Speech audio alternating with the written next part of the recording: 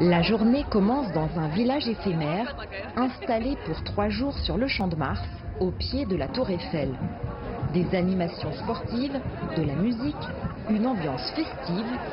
Cette 22e édition de la course, sur le thème de New York, ville célèbre pour son marathon, avait aussi un objectif, collecter des fonds pour la recherche sur le cancer du sein, une maladie développée par une Française sur 8.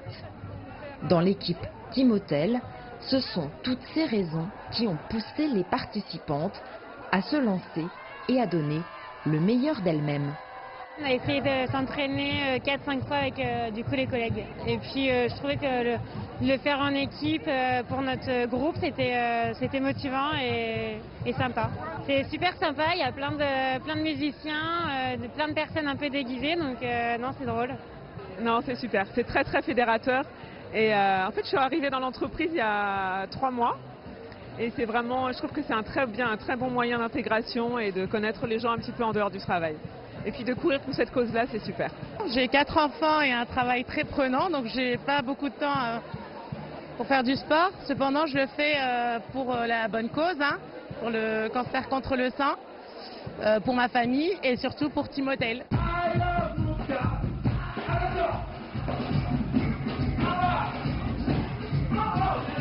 Avec un parcours carte postale qui sillonne quelques-uns des plus beaux sites du centre historique de la capitale, ponctué d'orchestres de musique sous un soleil d'azur, l'édition 2018 avait tout pour séduire les 30 000 participantes et en premier lieu, la maire de Paris venue les soutenir.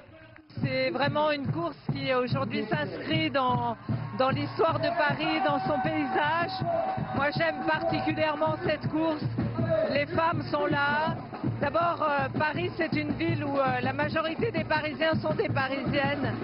Ça me touche beaucoup de voir des femmes de toute génération qui sont là et qui donnent leur joie de vivre, leur énergie pour cette ville et pour plus largement voilà, la fraternité aussi. Après 7 km sous un soleil de plomb, tandis que les maris et compagnons attendent sagement sur les pelouses du Champ de Mars, les équipes franchissent les unes après les autres la ligne d'arrivée, essoufflées mais ravies. Il faisait très chaud, il faisait très chaud, mais ça va, l'ambiance faisait que ça s'est super bien passé, voilà. On était portés par le monde. Ouais, c'était une super équipe. Ils n'avaient pas besoin d'être coachés, elles étaient très motivées. Voilà, donc là je vais aller les retrouver. 100% sportif et 100% féminin, la course de la Parisienne illustre bien les valeurs du sport, mais aussi celles de la ville de Paris, des valeurs de don et de partage. Jade Charles, CGTN, Paris.